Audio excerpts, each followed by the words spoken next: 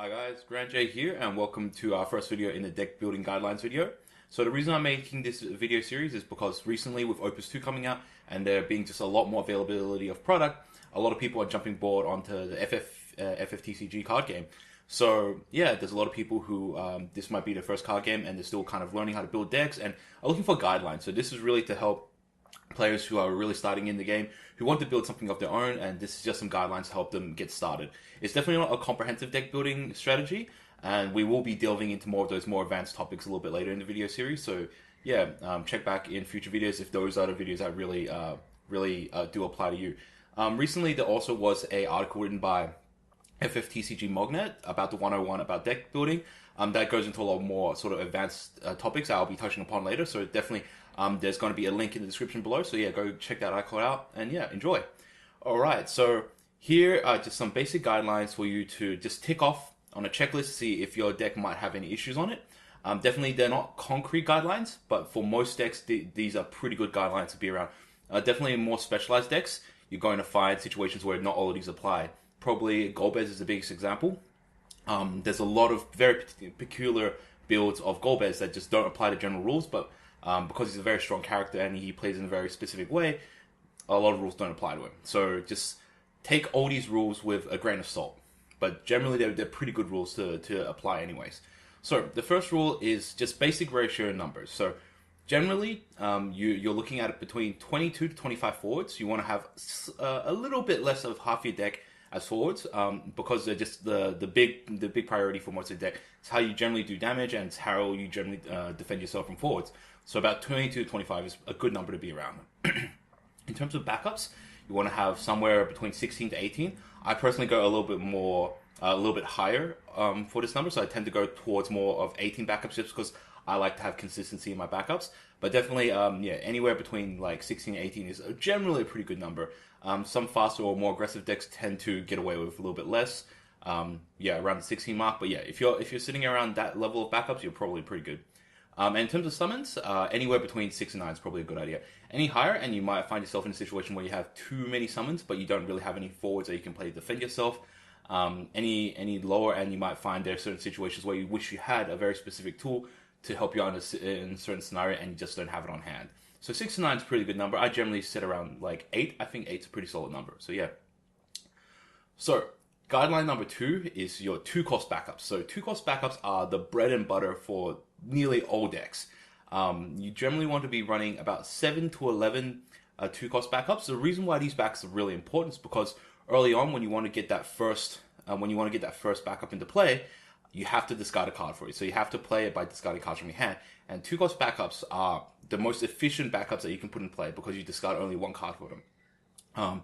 If you're playing a one cost backup, you're discarding a card for them and putting them into play, and you're not really getting sort of any additional value out of it. So 2-cost backups are the cornerstone of most decks. It helps you get that first backup into play, and it means that like in future when you want to play odd-costed cards, you're not discarding extra cards from them. So that's generally why you need to run like a solid number of 2-cost backups. And there's a lot of really good 2-cost backups in the game, so it's generally not too difficult to put like 8 or 9 in. Generally, in terms of like your 2-cost backups, if you have more odd-costed cards, so if you have quite a lot of odd-costed forwards that cost 3 or 5, generally your 2-cost backup number should be a little bit higher. This is mainly because putting your backups in is a much higher priority. So in order for you to cast a free cost forward more effectively, you ideally want to tap one of your backups and discard one card to put them in, as opposed to discarding 2 cards, which is significantly more inefficient. So yeah, so that number should be a little bit higher the more odd-costed cards you're running in your deck. Guideline number 3. So guideline number 3 is your forwards. So about 70% of your forwards, or about 15 to 18 of your forwards, should cost 3 or 4. This is where a large part of the combat occurs, and a large part of where the value really sort of peaks out. So cost 3 or 4 forwards, they generally have very, very good stats, and they have generally very good powers as well. If you go too much higher in terms of like 5-cost forwards, they tend to soak up a lot of resources, and if you do sink a lot of resources in them and they do get destroyed, you find yourself very difficult to sort of get back into the game. So 3 and 4 costs are a majority of where the game's going to be. As for the other 25-30% of your deck, they're going to generally sit higher or lower on your curve depending on what you sort of play. If you play more stuff that's 5 or higher, then you're going to find that your deck is a little bit more mid-rangey to control-y, and if you find that you have a lot more lower cost forwards, and you're going to find yourself running a little bit more of aggressive, faster, speedier deck. But generally, about 70% or 15 to 18 forwards at the 3 or 4 cost range is probably a good number to be at. Guideline number 4 is focus your S abilities. So when you have, there's a lot of really good forwards in the game, and a lot of them have very strong S abilities. So Tifa's a good example. She's got Water Kick. Cloud, he's got Omni Slash. Vincent's got Death Penalty, and so on and so on. There's a lot of really good forwards with a lot of S abilities. But with S abilities, you generally want to focus your deck. So it'd be great if you could have like a dream team of Tifa, Cloud, and Vincent all on the field at the same time. But you'll find you'll generally have a little bit more success in your deck if you really focus on 2, maybe 3 S abilities in the deck. You really want to focus on those few S abilities that are really strong and really capitalize on them. Run extra copies of those forwards, so you just have extra cards to discard for those forwards. So for example, if you're using Light Cloud, because he's got such a strong S ability, you want to run your 3 copies of Light Cloud and maybe like 1 or 2 extra copies of Cloud, just so you can have extra cards to discard for him. It's significantly better than, say, having 3 copies of Tifa, 3 copies of Cloud, 3 copies of Vincent, and you're finding it very difficult to activate any of their abilities at any particular time. So focus on your S abilities that you really want to capitalize on and have a thicker line of those forwards. Guideline number 5 is avoid unique forwards and backups. So there are certain forwards that are quite strong, and they also have a complementary backup as well. However, at the same time, because they have the same name or they're the same character, you can't play those forwards and that backup at the same time. So Waka is a good example. He's a really strong forward, but he's also a very relevant backup for water decks. Renoa is another great example. She's the searcher for Final Fantasy VIII, but she also is like one of the strongest forwards from this set at the moment as well. So you generally want to avoid these situations, because if you ever do play that backup down, you're stuck with that forward in your hand. You can't really make any use out of it. So generally try to avoid those situations where you have a unique backup and a unique forward of the same name. You generally don't want to be in those situations. The only time when you might consider it is if you use those extra copies for S discards or special abilities. In this case, Waka and Renoa both have S abilities, so sometimes you can take them into consideration. But in general, you want to try to stay away from this sort of building. So yeah. Next guideline is guideline number 6, and that is try to limit the number of light and darks in your deck. So in general, you probably shouldn't have more than two light or dark characters in your deck. And the reason is because they sometimes come at very inopportune times. So sometimes when you want to be playing cards, and it's maybe not the best time to play Cloud, or maybe not the best time to play the Emperor, you're kind of stuck with these cards in your hand, and you can't discard them to play your other cards. So sometimes they can really slow your plans down. Especially with some of the light and dark forwards that are a little bit more expensive. They can be a little bit cumbersome. So try to avoid going over 2 cards per deck. There are some exceptions though. So generally, the light and dark cards that have S abilities, such as Cloud and Warrior of Light, you're probably going to be running 3 copies of those simply so you can activate their S abilities more often. And the Emperor as well is like another good exception, simply because he's going to be searching for more copies of himself. But in general, like, try to avoid running like extra copies of Zemus or extra copies of Fusoyo and so on, simply because you don't want to be stuck in situations where you got a whole lot of light and dark cards from your hand and you're unable to play any of them. So yeah, guideline number 7 is try to focus initially while you're still learning the game on 2 colors or less. So yes, there are some crazy decks that use tricolors, 4 colors, and so on. But generally, that brings in a lot of variables into the game and a lot of things that you have to take into consideration when you are sort of building your deck for consistency and so on. So definitely when you're still sort of learning your deck, try to focus on 2 colors, really sort of find your feet and really sort of enjoy the game from there. And once you find a little bit more confidence and you know sort of what you're looking for in terms of a deck, then try experimenting with extra colors if you want. But initially, I recommend to all players, try to start off simple. 2 colors is probably a good place to start. You'll get a good feel for it, and then from there on out, you can build on what sort of decks you would like to try. Guideline number 8, and this one's kind of like a personal thing, is sometimes it's a little bit difficult to decide on which cards you want to put into your deck. So guideline number 8 is to build big, then cut down. So what that means is sometimes it's a little bit difficult to determine exactly which 50 cards that you want. So for your deck, it's sometimes better off to just put all your ideas down and say, all right, these forwards are good, these backups are good, these summons are good. Let's just put them all down on paper, see what this total number is, and then we'll go backwards through deduction. Like, maybe I've got like 24 backups here.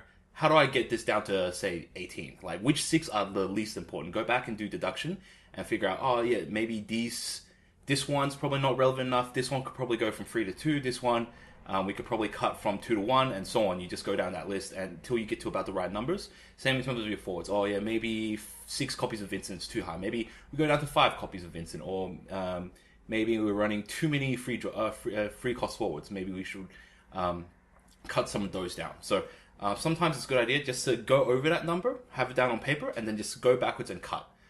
That's probably a good suggestion I would suggest to people who are trying to find it very difficult, focusing on which cards are most important.